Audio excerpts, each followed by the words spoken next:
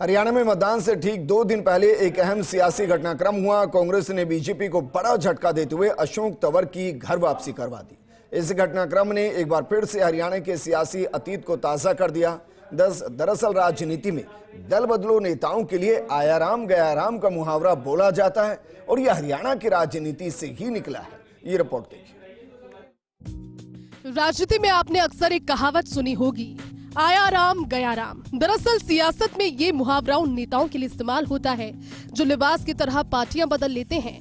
ऐसे ही हरियाणा के एक नेता थे गयालाल, जिन्होंने साल 1967 में कुछ ऐसा किया जिसके बाद से ही आया राम गया राम का मुहावरा राजनीति में प्रचलित हुआ। दरअसल 1 नवंबर 1966 को पंजाब से अलग होकर हरियाणा राज्य अस्तित्व में आया था। इसके बाद साल 1967 में हरियाणा में पहले विधानसभा चुनाव हुए।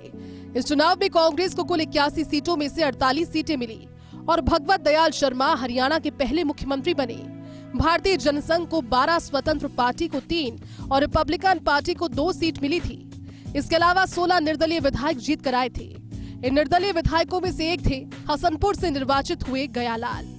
भगवत दयाल शर्मा के शपथ लेने के महज 1 हफ्ते के बाद ही कांग्रेस के 12 विधायकों ने हरियाणा कांग्रेस नाम से ग्रुप बना लिया। उधर निर्दलीय तथा अन्य दलों के विधायकों ने भी मिलकर एक संयुक्त मोर्चे का गठन कर लिया। इस मोर्चे के पास फिर टोटल विधायकों की संख्या 48 हो गई। इस मोर्चे को केंद्रीय राज्य मंत्री राव इंद्रजीत के पिता राव बीरेंद्र सिंह लीड कर रहे थे, जो भगवत दयाल शर्मा को सीएम बनाने से नाराज थे और खुद सीएम बनना चाहते थे।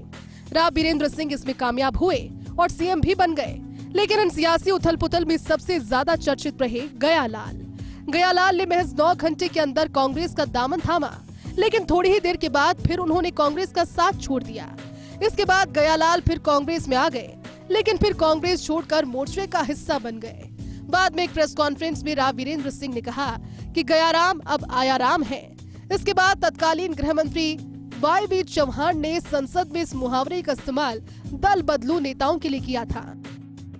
यह भी संयोग है कि गयालाल अभी हरियाणा में पीसीसी चीफ उदय भान के पिता थे। उदय भान भी अपने पिता की तरह कई दलों में शामिल हो चुके हैं।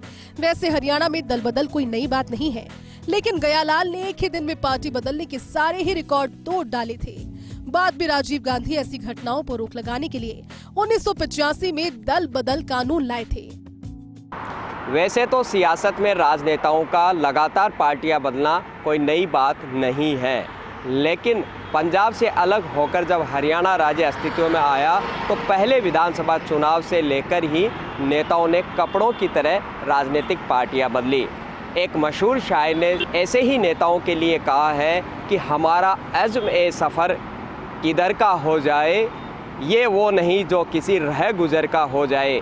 उसी को जीने का हक है जो इस ज़माने में इधर का लगता रहे और उधर का भी हो जाए। कैमरा पर्सन घनश्याम के साथ मैं Dinesh Dangi, first India news, Jaipur.